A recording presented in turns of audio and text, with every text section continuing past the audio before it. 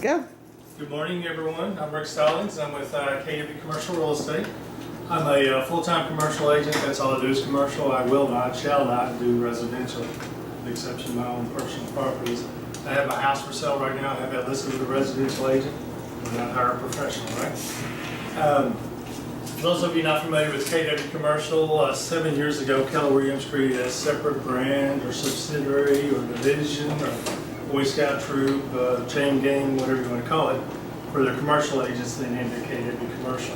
I suspect part of that was they wanted to distance themselves away from the residential brand on the commercial side, but I don't think they wanted to go too far away from the commercial or the Keller Williams name. In the beginning, we had nothing. Today, we have about 1,800 agents across the country.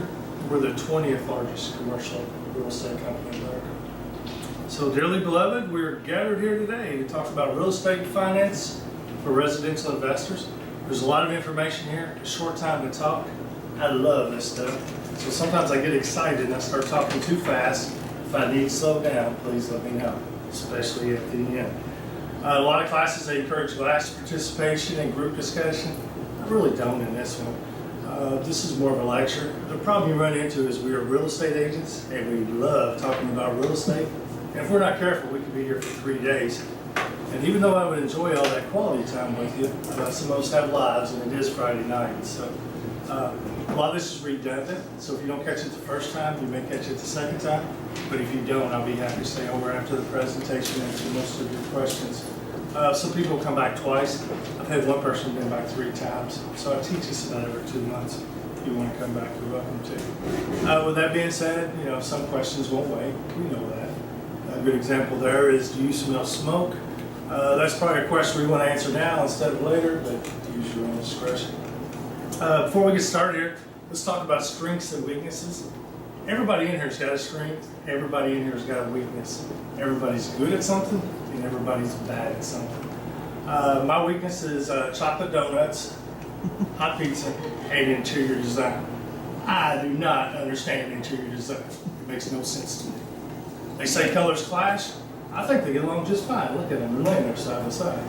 That's why I don't do residential. I'm lost. My strength is real estate finance. I got my MBA in 08. While we were there, we had to take 3 electives, and I took a class in real estate financial analysis, and I loved it. So that's why I do commercial. The reason I'm telling you this, most of this is theory, but at the end, we will work the finance problem. In my mind, it's pretty easy, but a lot of people stumble there. If you do, please do not feel bad. A lot of doctors and lawyers do not understand this. I thought it was funny when I was in grad school. Most of the accounting people hated finance. Most of the finance people, they hated accounting. And then you had the marketing people, and they hated both of them. So if you don't like this, you may want to consider a career in marketing. I hear residential real estate's doing really, really well right now. But however, if you're working with investors, you need to know a lot of this. I was sitting in a property room about 4 years ago and with one of the mega agents, and she was talking to an investor, and I'm thinking, man, she has no clue what she's talking about. Somebody needs to teach a class on this. I guess that'd be me, but so all right. Has anybody worked with investors before? How'd that work out? Did anybody go to jail or to the hospital? Got yelled at, but See, that usually doesn't happen with investors. Most investors are very logical. A lot of them are very numerical, and a lot of them are very methodical. So for them, it's usually not an emotional decision. And sometimes it gets frustrating. It's like, come on, let's get some emotion about this. It's like, no, I need some more numbers. Or if you're dealing with somebody who's buying a home, a lot of times that's an emotional decision, right? Well, I love this house. I love this house. I gotta have this house. I love this house. So it's frustrating working with investors sometimes because they're in no hurry. If they don't do this deal, they may do the next deal. If they don't do this one, they may do this one. I had one went to contract Friday. Been working with a guy for 2 years. So just remember, sometimes it takes a little more patience with investors. Did anybody get sued?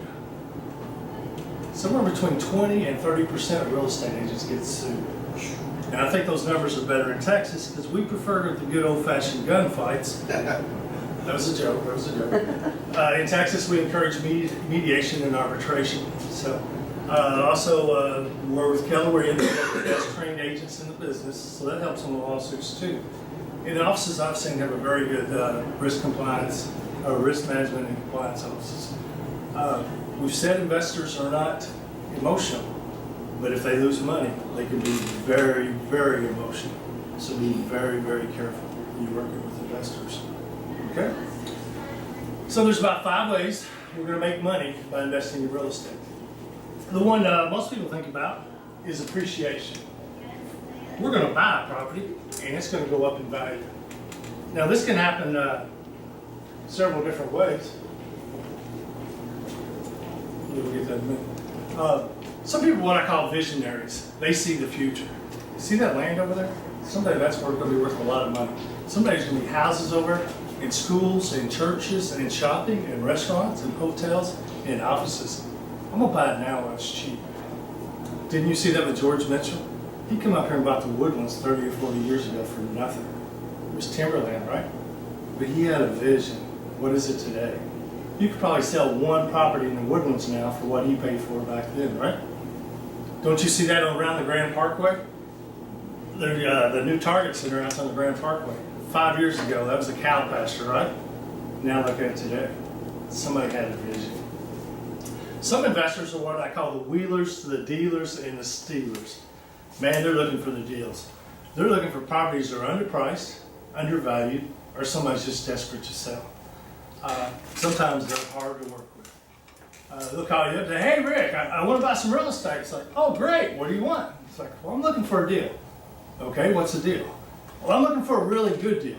Okay, what's a really good deal? Well, you know, you work in a business, you find me a good deal and I'll buy it. Okay. Call them a week later and say, hey, I found this property, it's worth $500,000, but they're only asking $400,000. Oh, great, great. Well, let's offer them $250,000.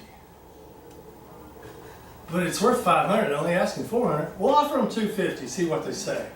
It's like, what, do you send you over a contract? No, I don't want to waste anybody's time.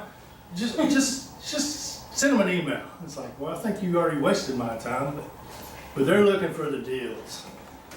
Then you got the flippers. They're going to buy a house, give it a little love, a little attention, a little bit of money. Sometimes it's just new carpet, new paint. Sometimes it's new carpet, new paint, new roofing, new AC, new plumbing, new electrical, new floors, new walls, new cabinets, new appliances, new landscaping. Sometimes those turn into money pits, right? Yeah. Do we always make money off appreciation? What if you bought real estate in 2007? What happened in 2009 in most parts of this country? Actually, Yeah. What happens if you bought a luxury home in the Woodlands 3 years ago? What's it worth today? What if you bought a self-storage facility beside a military base and they closed the military base? Yeah. What if you bought apartments beside a factory and they closed the factory? You bought a great, great property, but you were unlucky enough, you were unfortunate enough to buy it at the wrong time in history. Based on that, don't we want to look at the other 4 ways you can make money by investing in real estate? In 2014, according to NAR, there were 5 million people in this country who were upside down on their property. 5 million people bought real estate and it went upside down. Okay? What if you have an investor who calls you and said, hey, I've lost money. You told me this was a great deal, but this property's gone down in value. Oh, Mr. Investor, I'm sorry about that. However, you made money these other 4 ways. It may save you a lot of trouble, right? So the second thing a lot of investors look for is properties with a positive cash flow. We want money coming in, we want to pay our bills, and then we want money left over to pay ourselves a dividend. Now, if you think about it, you can buy AT&T stock. What if it pays a 3% dividend? If we're going to invest in real estate, maybe we want a 5 or 7 or a 9% dividend. Yeah, we want to pay ourselves. The third way we can make money by investing in real estate is by using leverage. We want to borrow somebody else's money. And that's one of the great, great things about real estate is, not all the time, but sometimes you can borrow money against it. Call your stockbroker tomorrow and tell them you want to buy $200,000 worth of stock, but you can only put $40,000 down. What are they going to tell you? No, I'm not a comedian. No, this is not a joke. Why are you laughing at me? Call a bond trader tomorrow and tell them you want to buy $200,000 worth of bonds, but you can only put $40,000 down. What are they gonna tell you? Well, that's not a very nice thing to say, right? But call a real estate agent tomorrow and tell them I wanna buy $200,000 worth of real estate, but I can only put $40,000 down. What are y'all gonna tell them? Hey, Joe, Come on in, come on in. Yeah, I need to talk to Thank you. you. Yeah, come on in. Yeah, let's do lunch. Let's have coffee. Yeah, come on in the office. I need to talk to you, right? Because real estate is a tangible asset, sometimes we can borrow money against it. Not always, but sometimes. The bank knows exactly where it's at. They got a survey. It's out there on the northeast corner of Detour Road and Smith Road. They know exactly where it's at. It goes this far and this far and this over. And then there's a house on it that's got 2,000 square feet. We know exactly where this property's at. And then they're gonna put a lien against it at the courthouse. You can't sell it without their permission, right? You can't pick this 40 acres of land and move it to Canada or Mexico. So sometimes we can borrow money against real estate. The fourth way we're gonna make money by investing in real estate is we're gonna pay off debt. We borrowed money, we're gonna pay it off. Sometimes a month, sometimes a year, sometimes 30 years. That's another great thing about buying real estate is you gotta make that payment every month. Now some of it goes towards principal, but some of it goes towards interest, but it's mandatory saving pretty much, right? You gotta make that payment. And if you don't, the bank's gonna take it away from you, right? So that's another good thing. The fifth way we're gonna make money by investing in real estate is we're gonna take advantage of the tax breaks. Real estate's got some great tax breaks that most people don't even know about. And we're gonna talk about those later. This is your competitive advantage because some of these tax breaks, real estate agents have no clue about. So let's get caught up on slides.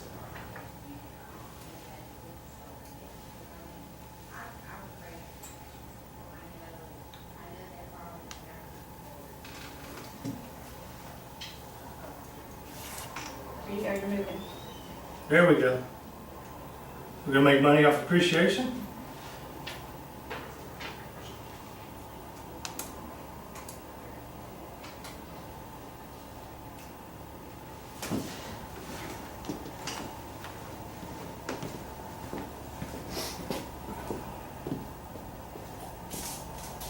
Cash flow, leverage, we're gonna pay off debt.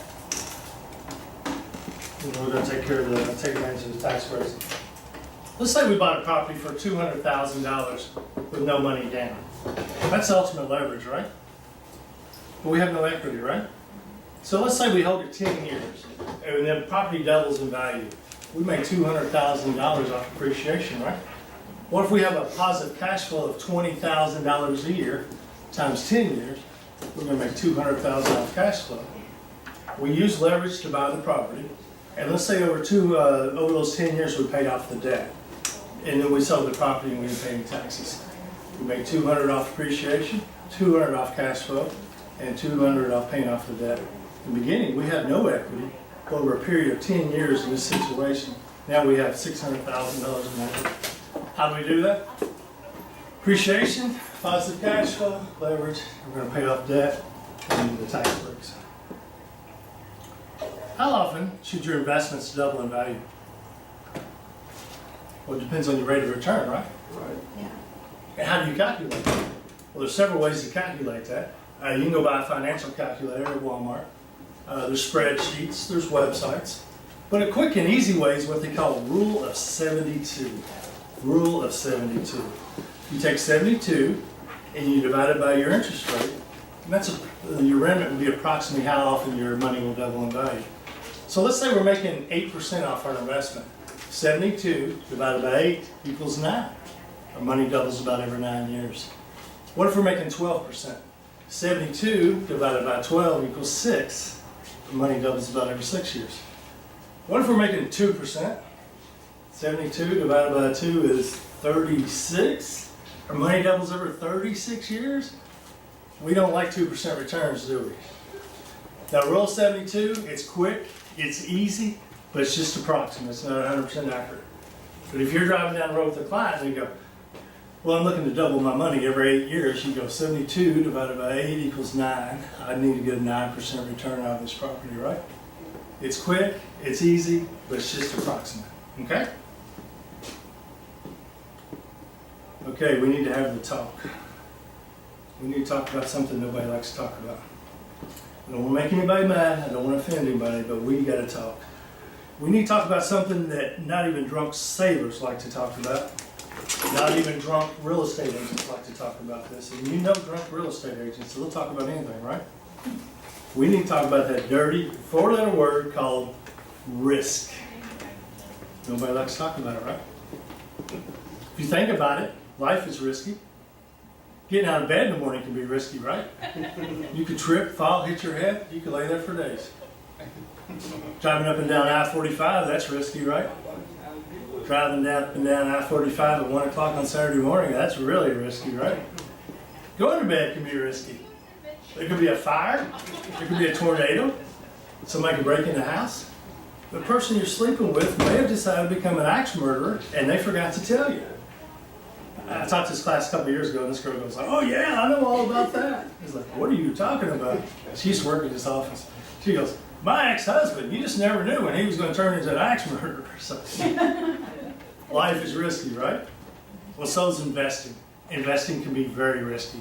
So let's talk about some different risk factors. Do people have a different tolerance for risk based on their age? They were doing the fire alarm. If I was 25 again and I lost everything I had in investment, that'd be bad, right? Man, poor old Rick, he lost everything he had. But I have another 40 years to retirement. I can make that up, right? What if I'm 85 years old and I lose everything I got? Man, that's bad, right? Let's go to Walmart. What do you need at Walmart? Well, I don't need nothing. I just want to go see Rick. What's Rick doing at Walmart? Well, he works there now. Haven't you heard? He lost everything he had. He had to go back to work at Walmart. How many of us want to work at Walmart when we're 85, right? So I think it's fair to say people have a different tolerance for risk based on their age. Do people have a different tolerance for risk based on their personalities? About almost 6 years ago, I went out with this lady. I'll never forget this. Some of you know how first dates are. Met in a public restaurant, so we're sitting there talking, you know. Now, she had married well, and she had divorced better. Her house was paid off, and she was a teacher. So she retired. She'd done her time, she's done. A year later, she's bored. So she goes back to teaching in the private schools. So she's double dipping. She's got two incomes coming in, right? I swear, all I asked her, guys, don't ever ask a woman this, where are you investing all that extra money at? She went off. Investing? Oh, no, I'm not investing. No, I'm not doing that. That's too dangerous. I'm not investing my money. My brother said, put your money in the bank. He said, investing is dangerous. Don't do that. Whoa, easy now. We're in a public restaurant, you know. She had a master's degree in education. I've got a master's degree in business, and I thought we would switch roles here, and I would try to educate her, but I failed miserably. Finally, I just told her, I said, you need to go talk to a financial planner. She's putting her money in a bank. What's she making? 0.5%? If inflation's 4.5%, how much money is she making? How much money is she losing? She's losing 4% a year, right? She is so scared of losing money that she is losing money, right? One of my friends, he loves to gamble. He loves to go to the casino. So let's say he goes to the casino, he puts $10,000 down on the blackjack table, and he wins. So out of 10,000, now he's got 20,000. He says, double or nothing. He wins again. Now he's got $40,000. He says, double or nothing. Let him go again. He loses. He lost it all. He went from 10,000 to 20,000 to 40,000, and now nothing, right? See, when you play blackjack, if you win, there's about 100% return on your investment. But if you lose, and there's a 51% chance you lose it all, right?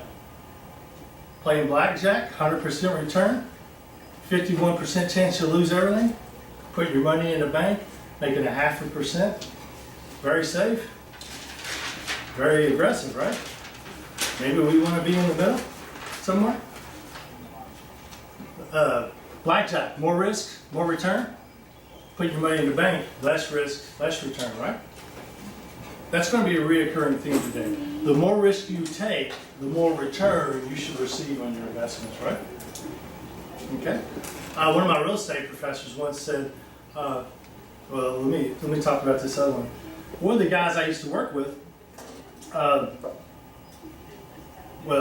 let me talk about property. Does property have different risk factors?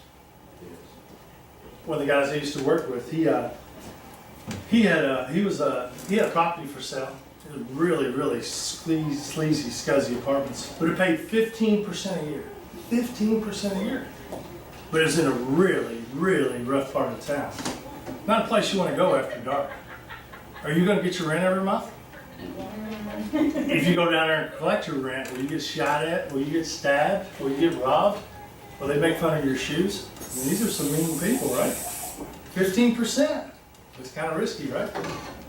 Let's say your rich uncle passes away and they leave you a piece of land in Minnesota. It's like, you pull it up on Google Maps, it's like, oh man, I love this. Oh, look at all those trees. I'm gonna go hiking. So you fly to Minnesota, you rent a car, put it in your GPS, you drive out there to your land. There's a Kroger's, Target, Academy Sports, Kohl's, Burger King, Chase, Bed Bath and Beyond my budget. Are these people going to pay the rent every month? National Credit Tenants, they're going to pay the rent, right? And it's a land lease. So what if a tornado comes through and tears the buildings down? I don't care, it ain't my problem. They are responsible for the building. There's not much risk there, right?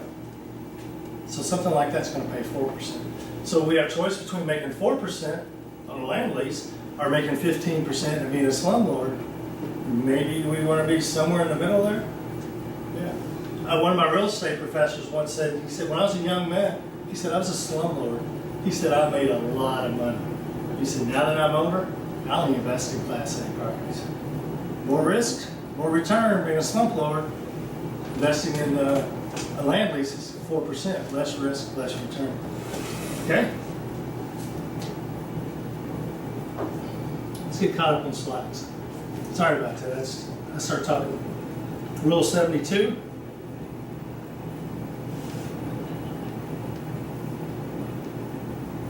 People have a different tolerance for risk based on personality, age, and the real estate itself has different risk factors. Now, this is my favorite part of the presentation. I'd like for everybody to take out your checkbook and write me a check for $20,000. And I'm going to give you $4.2 million back.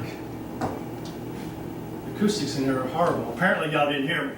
If you'll write me a check for $20,000, I will give you $4.2 million back. Don't you trust me? I work for Keller Williams. Let me show you the money. Our investment goal here is 12%. 72 divided by 12 equals 6. Our money should double about every 6 years. I take $20,000. Put 20% down on investment with $100,000. Hold it 6 years, walk away with a profit of 100. Already got 20, now I got 120. Take 120, put 20% down on investment worth 600,000. Hold it for 6 years. Walk away with a profit of 600, already got 120, now we got 720. Take 720, put 20% down on investment worth $3.5 million. Hold it 6 years, walk away with a profit of 3.5. We already got 720, now we're at $4.2 million.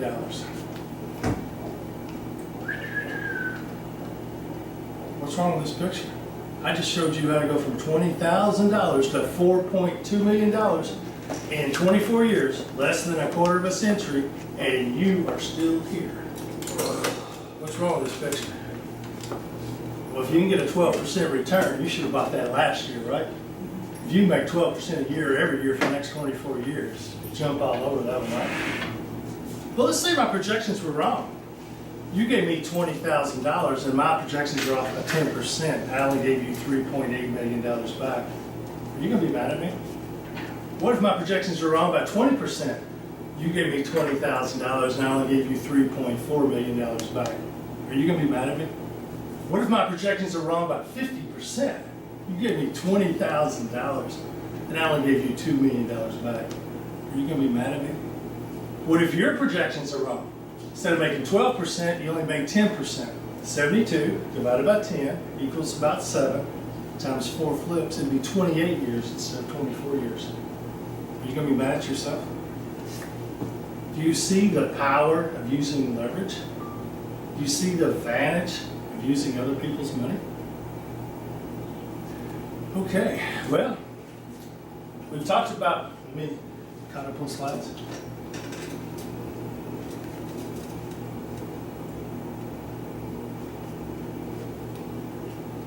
We've talked about risk.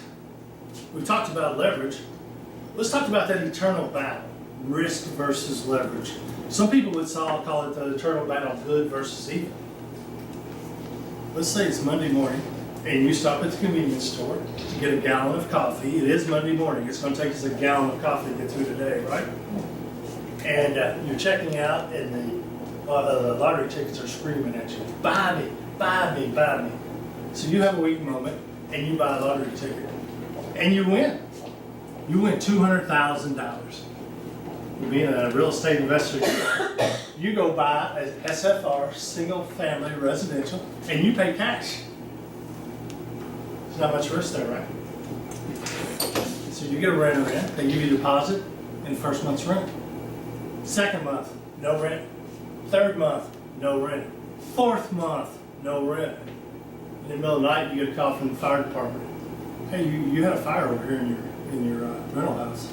It's like, oh my God, are my renters okay? It's like, what are you talking about, renters? There ain't been nobody in here for a long time, right? So you meet the inspector or the insurance adjuster out there the next morning. They said, yeah, we'll fix this, no problem. But it's going to take us about 3 months. Right now, there's a shortage of manpower and materials, right? So you went 6 months without any rent. Did you make any money? Did you lose any money? Depends on what your taxes and your insurance is, right? Let's back up. Let's say we took that $200,000 and we bought two $200,000 properties. Congratulations, you're 4/10 of a millionaire. You have $200,000 controlling $400,000 worth of real estate. But now you got 2 mortgages, right? That's a little bit scary, right? Get your renters in there, they give a deposit, first month's rent. Second month, renter doesn't pay his rent. You got payments, right? You got 2 mortgages. You got to come out of pocket. Ouch. Third month, no rent. Ouch. Fourth month, no rent. Ouch. And then you have a fire. Ouch, ouch, ouch. That hurt, right? You had to come out of your own pocket to pay some rent, right? What if the other renter goes bad? Ouch, ouch, ouch, ouch. That really hurts, right? Let's back up. Let's take that $200,000 and let's buy 5 $200,000 properties. Congratulations, you're a millionaire. You have $200,000 controlling $1 million in real estate. But now you got 5 mortgages. Ooh, that's a little scary, right? Yeah, what if one renter goes bad? You have to come out of pocket, right? 2 renters go bad. Ouch, ouch. Let's back up, last time. Let's say we took that $200,000 and we bought 10 $200,000 properties. Now you have, congratulations, you're a multi-millionaire. You have $200,000 controlling $2 million in real estate. What if one renter goes bad? I got 9 good ones. I got enough money left over, right? What if 2 renters go bad? Well, I got 8 good ones. I got enough money left over, I think. What if 3 renters go bad? Well, we'd have to look at the numbers, but I might be okay. Do you see where there's safety in numbers? Do you see why people like self-storage? If you have 100 self-storage units and 2 renters go bad, I don't care, I got 98 good ones, right? You see why people like apartments? If you have 40 apartments and 2 renters go bad, I got 38 good ones, right? See where there's safety in numbers? All right, so let's say a hurricane comes in. Hurricane Rick. The worst hurricane they ever seen. This one's worse than Harvey. He takes the roof off all 10 of your rental properties. Renters are kind of strange. They've got this rule. No roof, no rent. You've got 10 properties sitting out there with no roof on them, right? And you call the insurance adjuster and it's like, yeah, we'll pay for that, no problem. Right now there's a shortage of manpower and materials. It's going to take us about a year to fix this. The bank's calling. Hey, you're 10 payments behind. What's going on? Well, we got this hurricane down here. I don't care. I live in New York City. That ain't my problem. We got crime up here. That's your problem. Second month, the bank's calling. Hey, what's going on? How come you're not making your payments? We got this hurricane. I don't care. I live in Chicago. We got snowstorms. That's not my problem. Third month, the bank's calling. Hey, how come you're not making your payments? Well, we had this hurricane down there. It's like, well, I don't care. I live in LA. We have earthquakes. That ain't my problem. The bank's going to foreclose on you, right? They're going to take all 10 of your roofless properties, right? And they're coming after your personal assets. They're coming after your 401k, they're coming after your pension plan, they're coming after your car, your boat, your motorcycle, your sports car. They want your bicycles, they want your horses. You can keep the teenagers, they eat too much, we don't want them. But now you're ruined, right? You've lost it all. So if one of you won $200,000, if y'all won $200,000, how many of you would buy one property?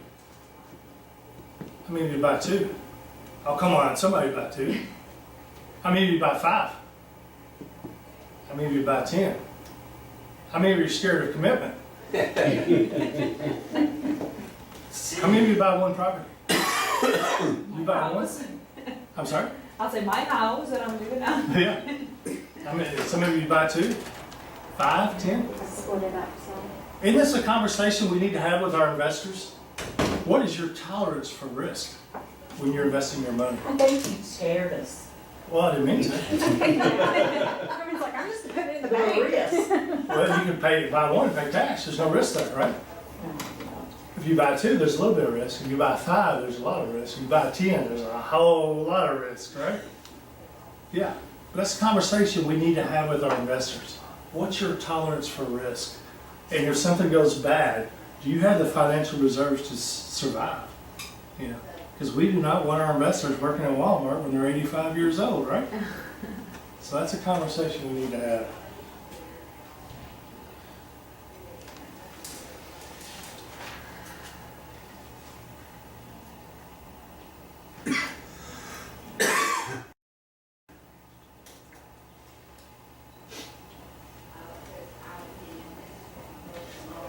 What do you say to somebody who says, I'm not going to buy, I'm just going to rent? Renting is a better deal for me. This is what I tell them. I teach them finance. See, if you ever have a finance class, they will tell you money's got a time value for 3 reasons. 1's risk, 2's inflation, 3's opportunity cost. Let me give you some examples. Let's say I owe you $100,000. Ooh, that's kind of risky, right?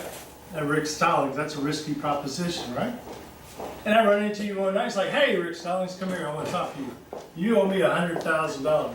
It's like, hey, no problem, I got your money. I'm just not paying you for another 10 years. It's like, no, I want my money now.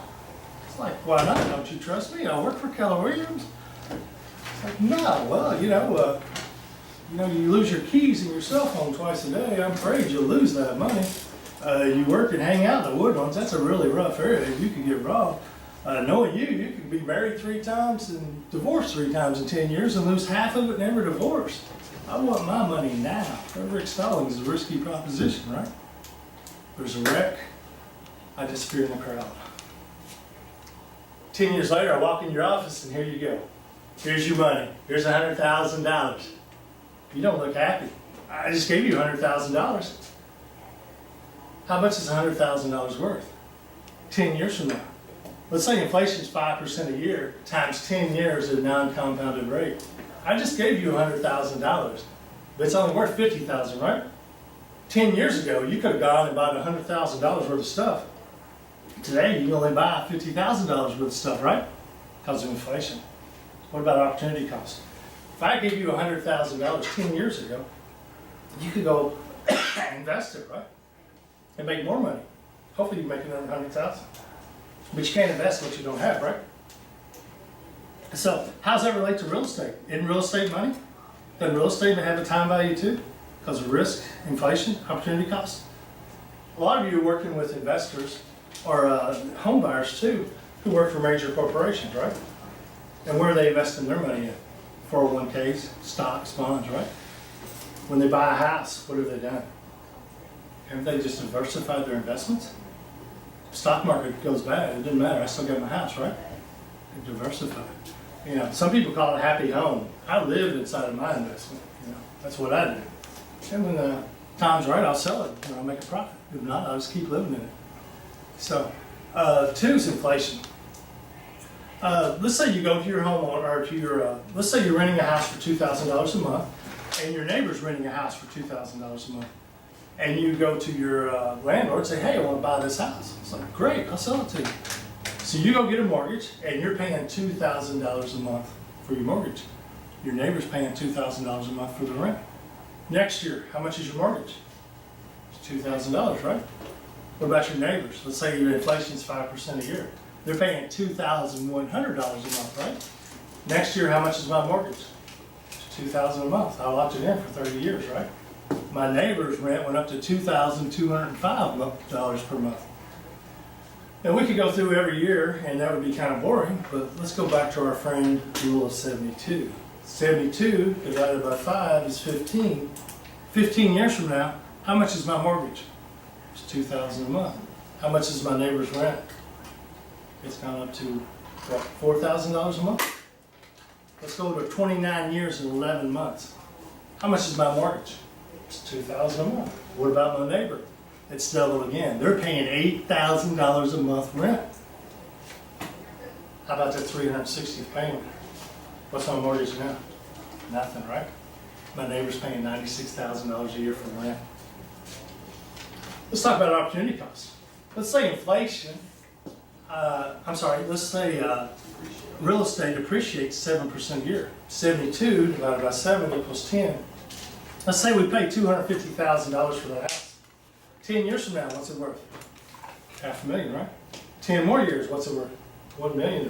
10 more years, what's it worth? $2 million, right? So, real estate's got a time factor for 3 reasons. Risk, inflation, opportunity cost. When we bought that house, we diversified our risk. It was a hedge against inflation. Our payment never went up. In this case, it was a great investment. We bought it for $250,000. 30 years later, it's worth $2.5 million. Okay? Is it hot in here, or is it just my voice?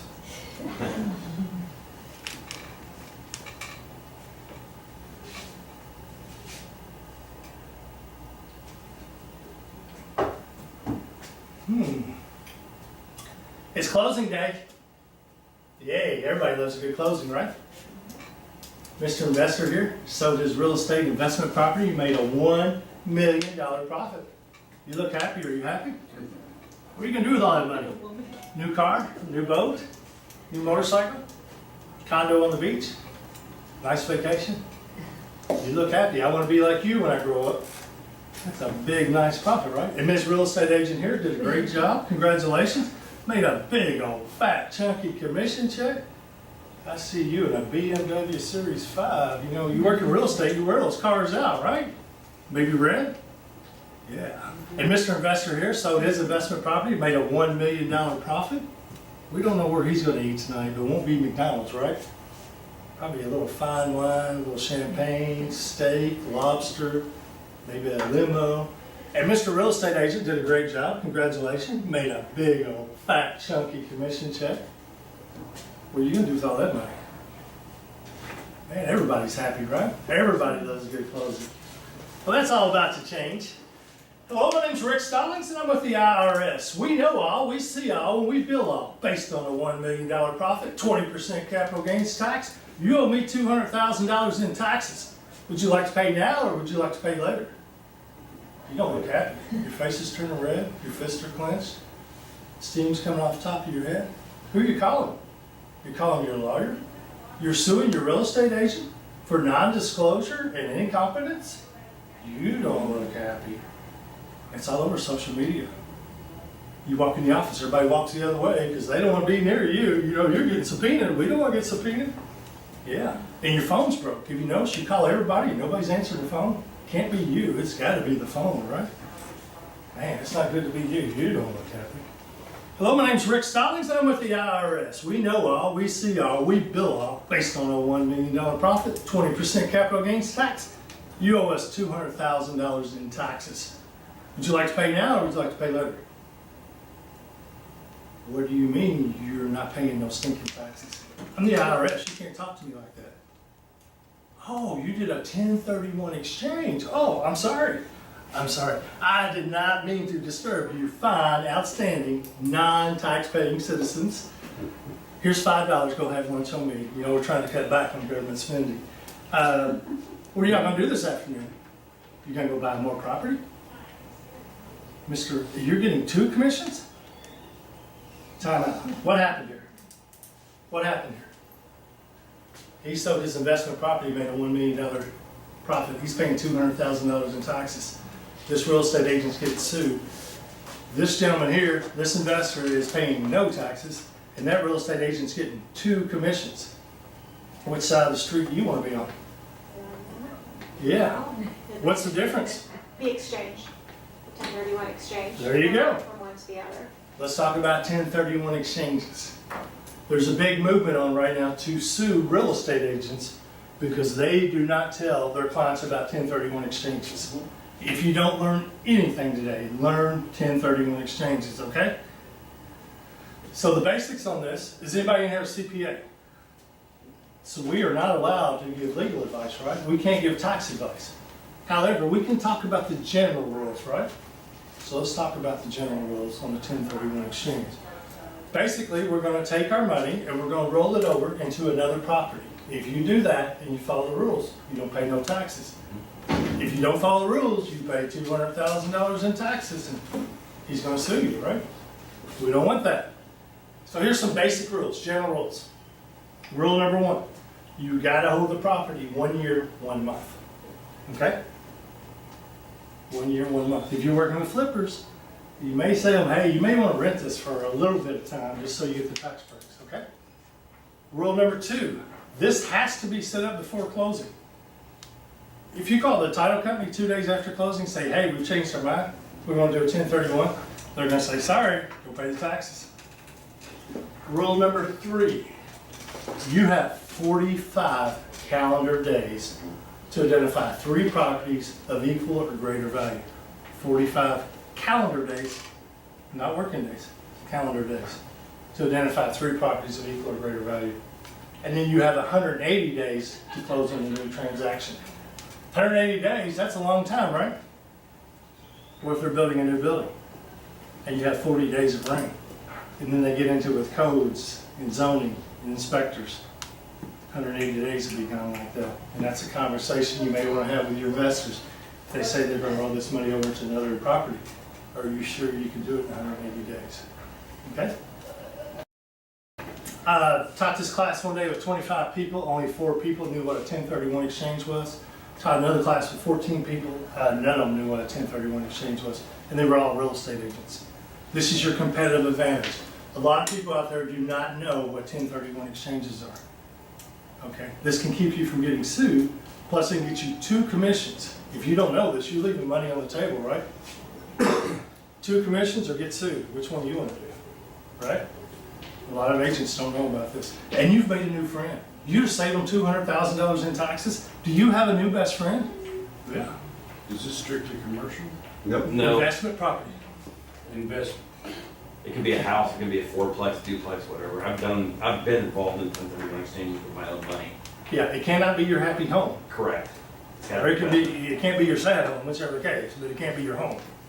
But it's investment property only, Investment. whether residential or commercial. Okay, so let's talk a little bit about how this process works. When you get in a 1031 exchange situation, you call your title company and you just say, hey, we're in a 1031 exchange situation here, can you handle this? And probably 95, 98% of the time they'll say, yes, we can do this for you.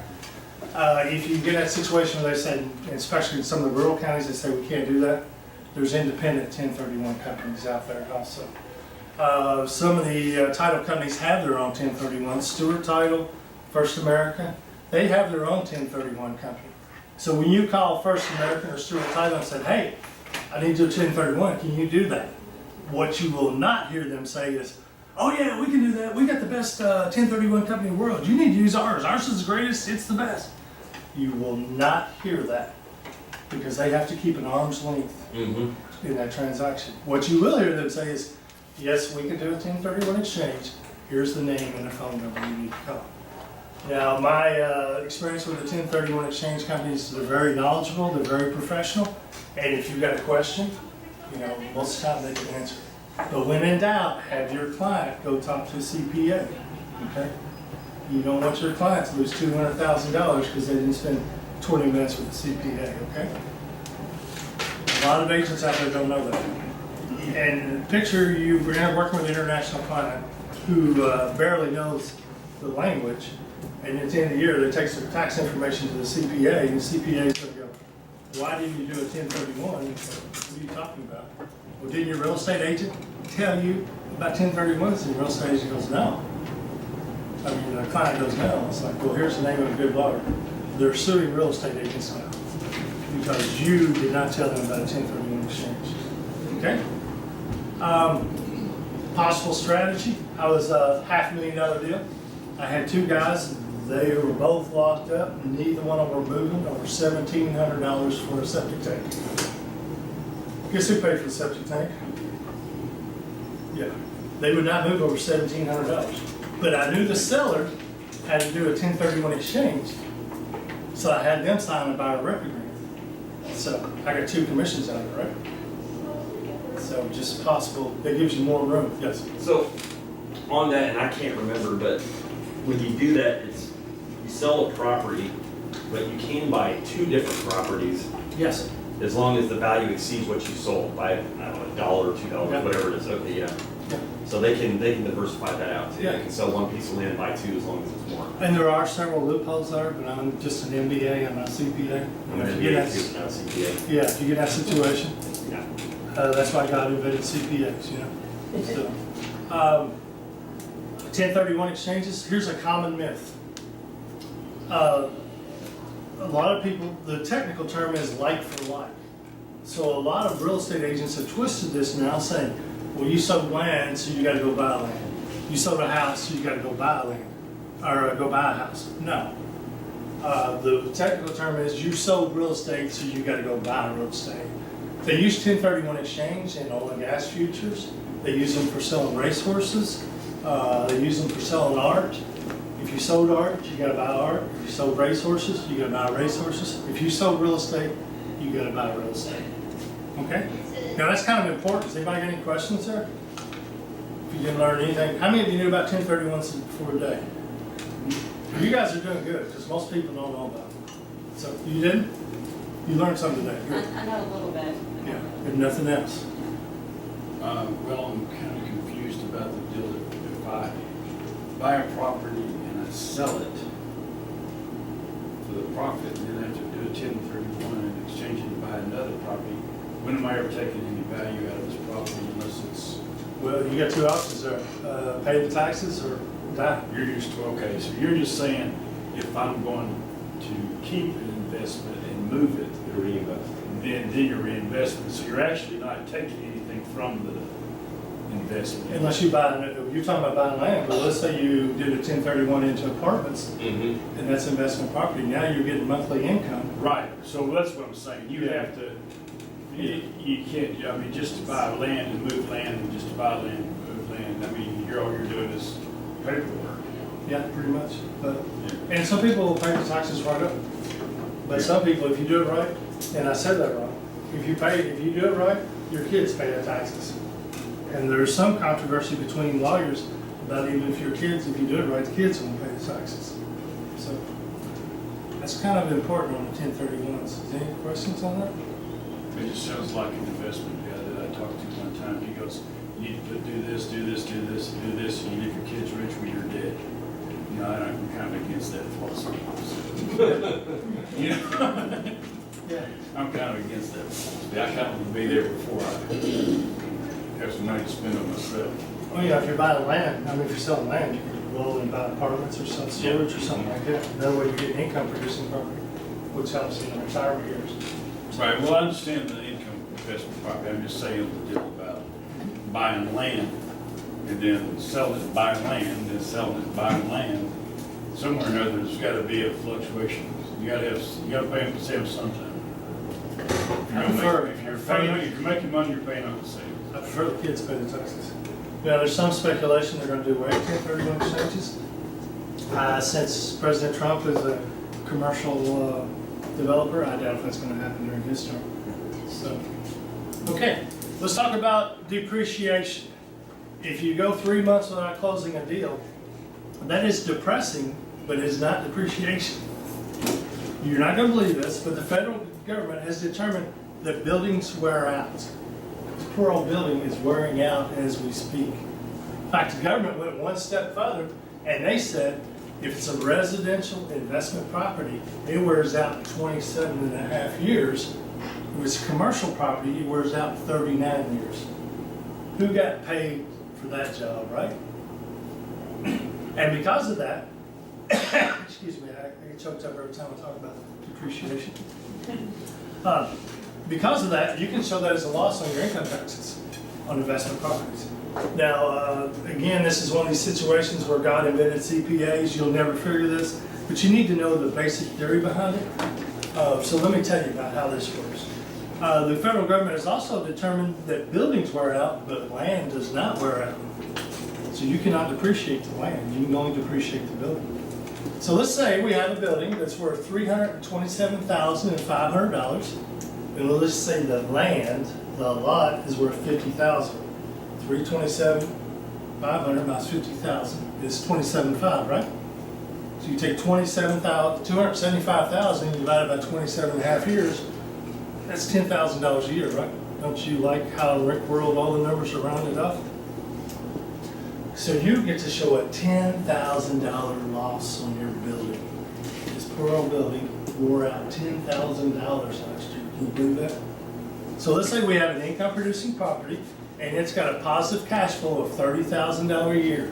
It made a $30,000 profit last year. But we're going to show a loss, a depreciation loss of $10,000. So what's our taxable basis now? 20,000. 20,000. Would you rather pay taxes on 30,000 or 20,000? 20. Yeah. It's a good tax rate. It's not as great as 1031s, but it's still a good tax rate. The main thing to remember here is a friend of mine had 3 investment properties, and their CPA was not showing depreciation for 3 years. That CPA got fired and could have been sued. So it's something you may want to think about, whether your own investment properties or talking to your investors, make sure they know what depreciation is. Okay?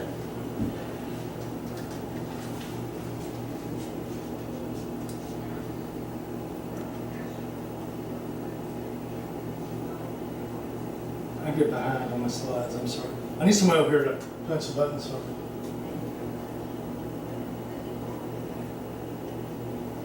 Talked about depreciation. 39 years in commercial, 39 and a half, I believe. No, 39, you're right, 39, yeah. 27 and a half. Yeah. Good tax rate, not a great one, that's good. We can use all we get, right? Okay. It's Friday afternoon, it's 4:15.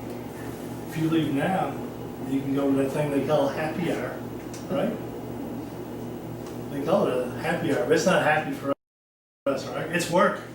We're gonna sit over by the bar, by the door, by the restroom, so we can see everybody walking in and out, right? Hey, how you doing? I like your new hair. Hey, I love your new car. Hey, how's the kids doing? How's your mom and them? We're working that crowd, right? Yeah. Well, the phone's ringing. Opportunity's calling. It's Mr. Investor. Hello, Mr. Investor. How you doing? What's going on? Well, him and a wife are headed to the airport, and they're going away for the weekend. But on the way to the airport, they seen this investment property, and they want me to check on it. And we're going to meet in my office Monday morning at 10 o'clock to talk about this investment property. Okay, Mr. Investor, that sounds good. I'll see you at 10 o'clock Monday morning. Oh, and by the way, I will buy nothing less than a 10% return. Okay, I'll see you Monday morning. Have a good weekend. All right? So, the property, it's at 1225 Rick Stallings Drive. What a coincidence. It's amazing, isn't it? Okay. The house next, so what are we going to do? We're going to check the comps, right? He's interested in buying this property, right? Is it overpriced? Is it underpriced? Is it priced right? We don't know, right? So we're going to check the comps, right? So the house to the left sold last week for $205. The house across the street sold 2 weeks ago for $205. The house on the right sold 3 weeks ago for $205. All 4 of these houses are identical. What's the subject property worth? 205. 205. And just because I'm a disagreeable person, I gotta disagree with you.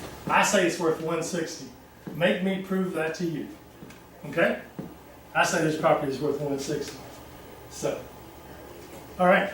So, it's a pretty good deal, right? They're only asking $200,000 for it. And the comps are at 205. If he buys this house, he's got $5,000 instant equity. He should buy it, right? But what did our investor say? What's the return rate? What's $5,000 divided by 200,000? 2.5%. Yeah, 2.5%. Let's go, let's leave. Happy hour. They got 2 for 1 on pitchers of chocolate milk. If we leave now, we can get a good deal, right? Well, it seems like I sat in a class one time with this Rick Stallings guy, and he said there's 5 ways you make money by investing in real estate. He said one was appreciation. Well, that's not gonna work, right? 2, he said, was positive cash flow, right?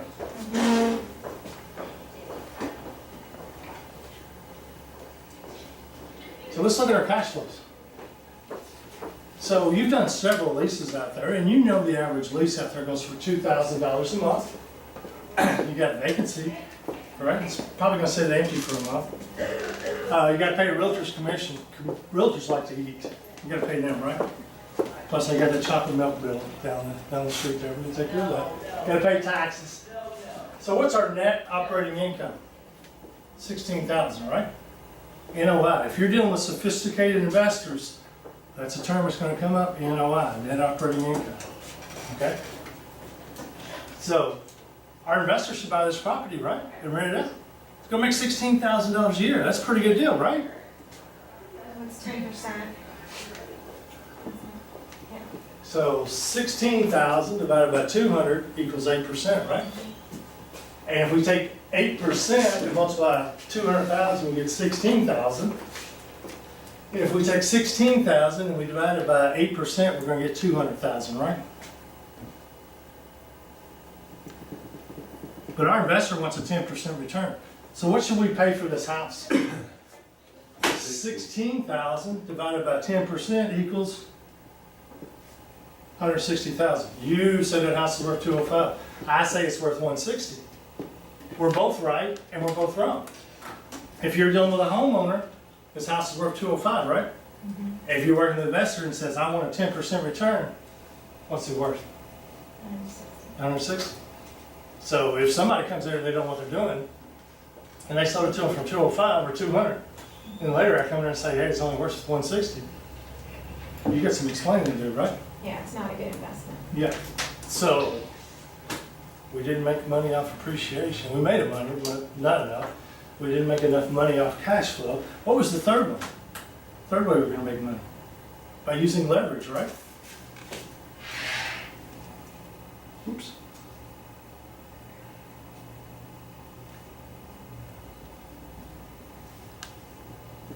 So let's go get a mortgage. Put 20% down, $40,000. Okay, but now we got a mortgage. Instead of making $16,000 a year, we're only making $4,000 a year.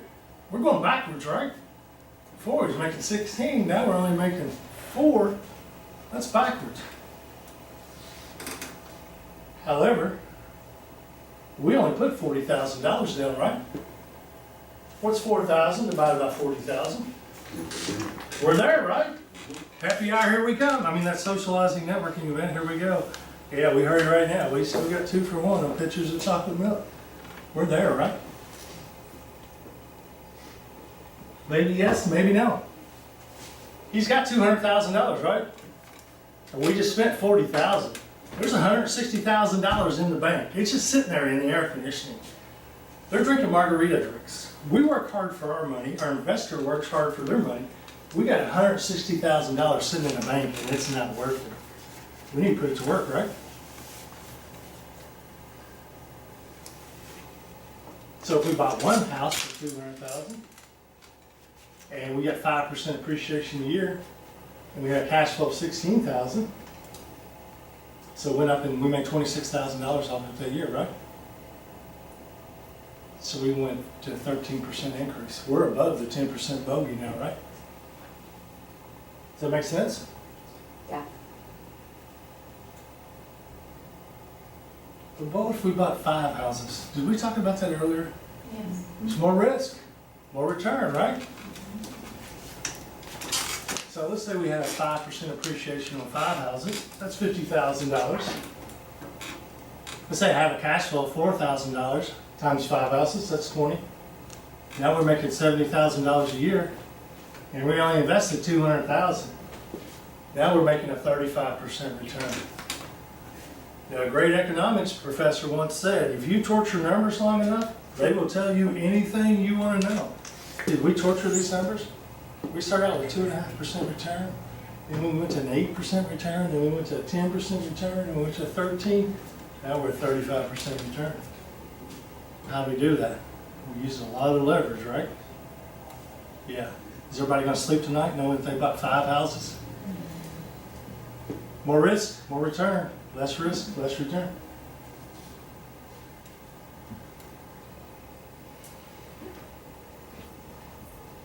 And this is part of why I lose some people, so the last 3 slides. So if you go to sleep here, that's okay. Sleeping is allowed in my class, snoring is not. No snoring, okay?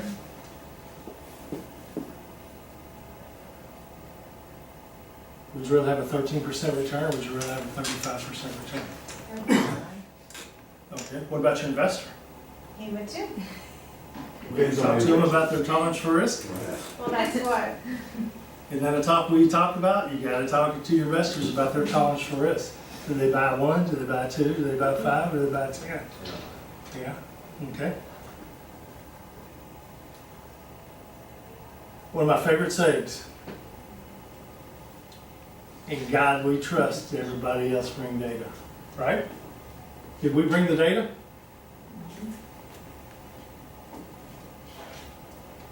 So let's move ahead in future. It's 10 o'clock on Monday morning. Mr. Investor's coming in, we're gonna have a talk. And the conversation may go a little bit like this. Hello, Mr. Investor, how was your weekend? Great, great, I'm glad you had a good weekend.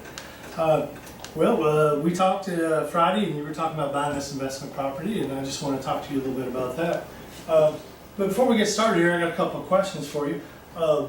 One, are you working with a real estate agent? Have you talked to anybody about this? Well, I talked to one guy, and he said it's a good deal, and I need to buy it. The other agent said it's a bad deal, don't buy it. I said, was that all they said? Yeah, well, Mr. Investor, my analysis of this situation is going to be a whole lot more thorough than that. Mr. Investor, you told me you had $200,000 to invest. Where's that money coming from? Is it in the Bank of China? Is it in the Bank of Canada? Or is it in the Bank of America? Oh, you're selling your investment property and you're going to make a $200,000 profit. Congratulations, Mr. Investor. But you realize you're not going to make a $200,000, right? You got to pay 20% capital gains tax. After Uncle Sam gets through with you, you're only going to make $160. Were you aware of that? Yes, Mr. Investor, yeah, you gotta pay those taxes. However, I know a tax break for that to get you out of that. They call it a 1031 exchange. Let me tell you about 1031 exchanges. Blah, blah, blah, blah, blah. Yes, Mr. Investor, I am your new best friend. I just saved you $40,000 in taxes, right? Well, we did a analysis of the property. And before we did that, there's something else I need to know. What's your retirement goals? You wanna retire next year, 5 years, 10 years, 30 years, 4 years? Well, we'd like to retire in 10 years. Well, okay, great. Well, do you have any other investments? Well, yeah, I've got I'm got a 401k at work, and I'm investing in that, and that's doing very well. Stock market's done great this year. My wife's got a 401k at work, and that's doing very well, so we're doing very well there too. And both of us have elderly grandparents, and we're both the only grandchild, so we're both going to have very sizable inheritance. Oh, okay, great, great. There's a good possibility you're going to retire in 10 years. Well, Mr. Investor, do you want to be aggressive on this investment, or do you want to be conservative? Oh, you want to be aggressive? Well, great, great. I think I can help you with that.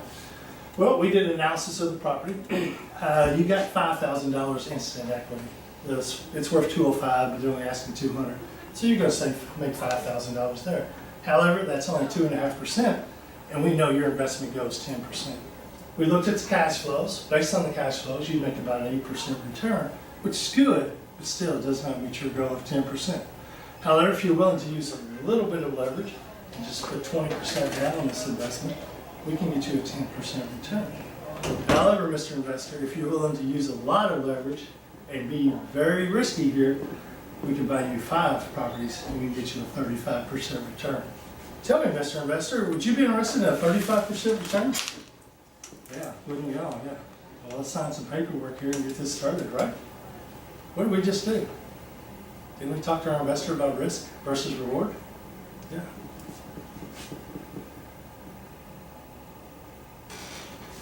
Who's our competition as real estate agents? As real estate agents, who is our competition? Are the real estate agents? Well, yeah, but Other places they can spend their money. Invest their money. Mhm. Stockbrokers, right? They can buy gold, they can buy art, they can buy horse races, they can buy stocks, they can buy bonds, they can buy real estate. So what are the stockbrokers telling them? Stock market is averaging 9.7%. Real estate appreciates 5% a year. Are they telling a little bit of a fib there? Why? They're just talking about appreciation, right? They're not talking about cash flow, using leverage, paying off debt, taking advantage of cash breaks, right? Yeah, that's very, very misleading, right? And it's a conversation you want to have with your clients. What's the advantage of investing in real estate? Less volatility. It's a hedge against inflation. We talked about that, right? You can use leverage. You can't use that with stocks. And you can diversify your risk.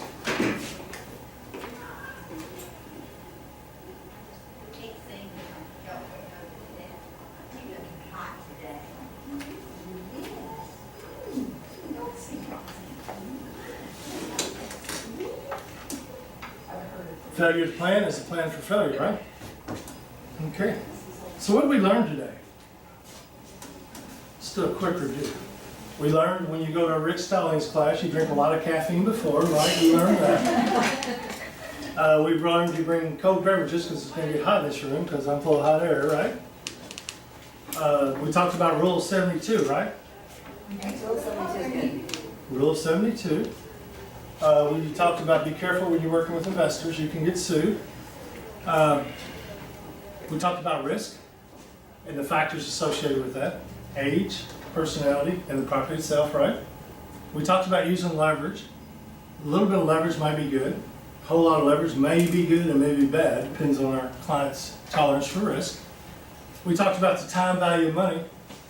Money's got a time value for 3 reasons. 1's risk, 2 is inflation, 3 is opportunity cost. And then we talked about 1031 exchange. That's your investor's best friend, right? And then we talked about depreciation. And then we went actually through a problem there that put some people to sleep, but nobody snored, so it was a successful day, right? So, anybody got any questions or comments or hot stock tips? So if I bought a property as an investment, I'm gonna come up with that initial 20-25% down, go buy a residential investment property. Mhm. I look at my chart and it makes sense on an investment level, then I go rent it out. Mhm. And the tenant's paying the rent. Maybe I'm lucky enough I've got a positive cash flow, and it's appreciating over time. When do I go buy that second one? Do I pull equity out of the first one? Do I just save money for that second? I don't know if there's any Property. set rule there. That kind of goes back to your tolerance for risk. I just bought 2 investment properties, and that's what I'm looking at to go buy a third, because right now I've got a pretty good cash flow. My concern is I got one really, really good renter, and I got another renter. She called me this morning. She's called me 3 times this week, and I've got a property manager. I got a professional property manager, and that renter's calling me. So, yeah. Somebody not doing their job. It depends on a lot of factors there. What's your tolerance for risk?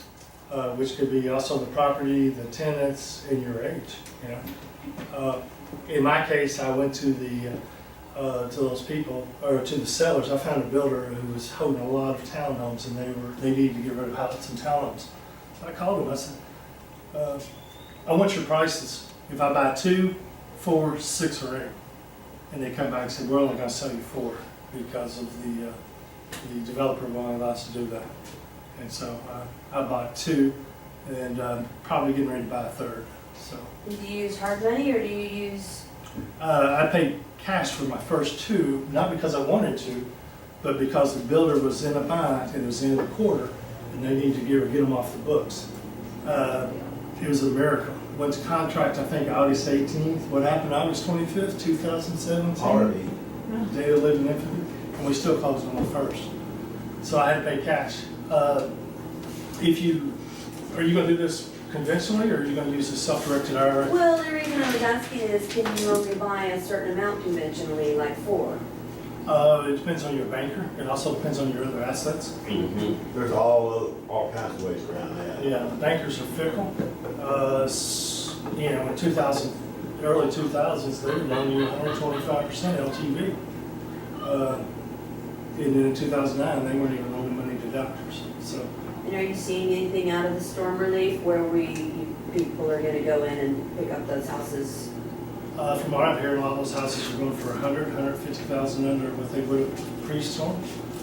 Some people are doing that. We've got agents who get calls every day. Hey, I want to buy one of those. The other side of that is there's 45,000 apartments that flooded. So you're seeing, if you've got investment property for renters right now, that's Yeah. probably a pretty strong market. So also there's 1,200 people coming here next year out of Fort Worth, because of XTO. Some of those will be buyers, but I think some of them are going to rent. So, I'm sorry, I don't have hard answers 1,200 there. people coming from what? Fort Worth. XTO's bringing 1,200 jobs here next year, 200 the year after, and 200 the year after. So my feeling is right now is a good time to buy investment property. Real estate's down right now, and that's why I just got a heck of a bargain on my properties. Are you But, seeing the hedge fund people come out? I haven't really seen that. What I did see on one of my properties is, and I thought this was strange, is these people developed senior living, and their equity partners told them they were not putting any more money in Texas, which I thought was bizarre. Some parts of Texas are doing terrible, but a lot of places in Texas are doing great. Austin's one of them. Also, that's kind of short-sighted too, because right now the the office market is horrible if you're an investor, unless you want to buy, because there's about 20 or 25% vacancy rate in Houston right now on office, but the retail's still strong, and medical's strong. So that's the thing. There's different asset classes. Some people like apartments, some people like retail, some people like self-storage, some people like senior living. So and some people just like residential. So, and every market's different, and every market changes. I think our market's about to change again. 3 years ago, a lot of houses went on the market and they sold maybe five offers that day, 10 offers. And now look at it, it's kind of slower. But I think it's about to shift again. So, Yeah. And one thing that you guys don't know about our material on the book Hold, which is written by Jay Papasan and Gary Keller, well, I was talking to Rick about this and I ordered some Hold books in, and there's a worksheet on there and it's for residential of how to choose investment property like we're talking about for yourself or your clients. And the whole concept of the book is buy and hold real estate. It's pretty good info. and just on my townhomes, I called the salesperson Monday, said I'm ready to buy 2 more townhomes. And they said, we're raising the price $30,000 each. Well, not with me, you're not. I know what I paid for mine, and 2 or 3 months, 3 weeks later, 4 weeks later, I'm not jumping $30,000. You got 2 comps, Yeah. so Yeah. it's not like, so. But right now, this is a great time to call your investors and say, hey, Okay. now's a good time to buy residential investment property, in my opinion. I have to walk out, but this is the people that were watching live on Facebook. Okay, great. For you to know. People and TV. Well, I turned them off now. Any other questions? Have we learned anything today? Yes. Give a handout. If you will, let me give you my cards. If you will email me, I will send you the PowerPoints Cool. within a week or 2. It won't happen today. You know the thing later. I live in Conroe, but I work in the Woodlands office right now. Yeah, because I want to get the other ROI, the leverage. So do you just buy residential or do you buy? Right now, residential. There's certain advantages to buying commercial. Hold it the second card. Huh? One of the advantages of commercial, there's a lot of advantages to both. Usually a commercial is 5-year leases. Not all the time, we use them. So, usually we have yearly rent increases. So usually that client, if it's good, if you have a good tenant, they're stuck there for 5 years. Let's say inflation goes to 5 or 7 or 9%, and rent increases are only 3% a year. You get burnt a little bit that way. However, you know, if you're doing apartments, you know, every year you're gonna raise the rent. However, if the apartment market becomes depressed, the rents may go down, where you're locking a commercial tenant up for 5 years. So, there's advantages and disadvantages. And, you know, everybody's got their thing. I like investing in this, and I like investing in that. So, everybody's different. Some people like mobile home parks, RV parks. Some people just like to buy land. I'm not a big fan of land because it just sits there. Actually, yeah, it takes a long time to turn. Yeah, and, you know, the thing about land, most time it's not income producing. Well, what if it goes down in value? Versus I buy apartments and I'm getting a 6 or 8% return. Okay.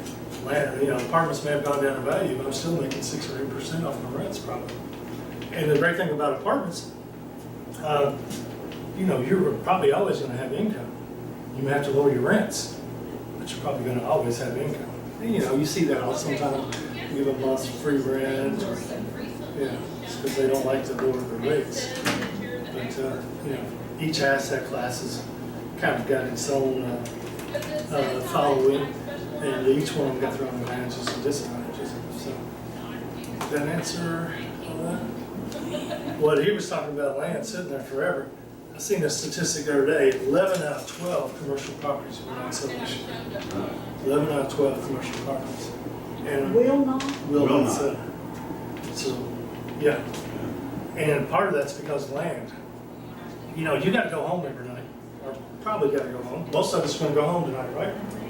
But we don't have to go to a piece of land. And I was asking one of my realtor friends, I said, I don't understand it. Conroe is the fastest growing city in America, but we have not seen much appreciation in real estate, right? You know, my husband said that. But why is that? And he said, well, Texas, we got plenty of land. Yeah. You know, we'll just go build a new subdivision. Where if you're in San Francisco or if you're in New York, you don't have access to cheap land. People tend to spend their money differently here. I'm from New York. And it's like they spend so much on vehicles. You know, if a house was $800,000 for just people making, you know, $200,000 a year, like they just really couldn't even afford that a lot. So I think their income is part of why house prices are where they're at Are too. you from New York City or New York State? New York City, I lived there for 10 Yeah, years. everybody's got subways and taxis. I mean, and a parking Right. spot's outrageous, right? Right. How much is a parking spot there? I used to spend $300 to $500 a month for a covered garage spot. Yeah, what would you tell somebody here if they were gonna charge you $300 to park?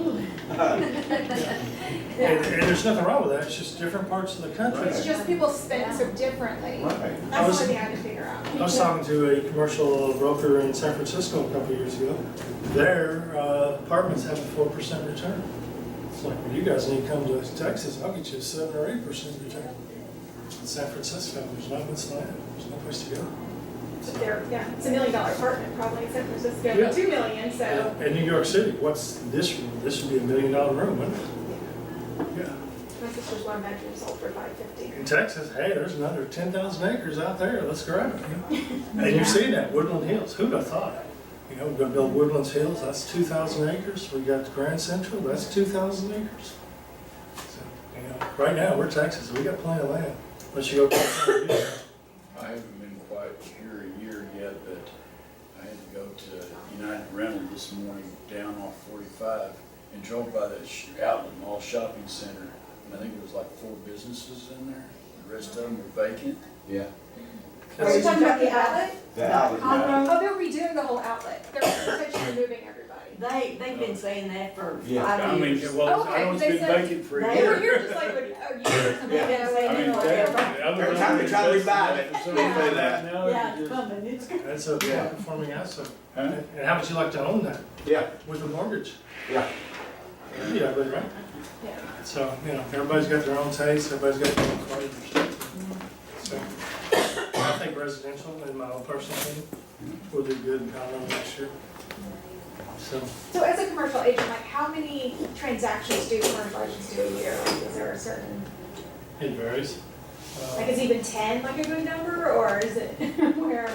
Well, it's just like residential, it depends on the agent. I mean, you got them Yeah. doing from 1 to 300 a year, so. We tend to do fewer but they tend to be bigger. But Yeah. I closed $200,000-$300,000 deals in the last 2 weeks. One of them was lasted 10 months. Rather than I lasting a knew year. in I heard Amarillo, how they, yeah, or someone I closed have one deal and that's really the only thing they made that year, but it was a good amount. If you're a residential agent and you close 20 deals a year, and one deal blows up, you lost 5% of your income.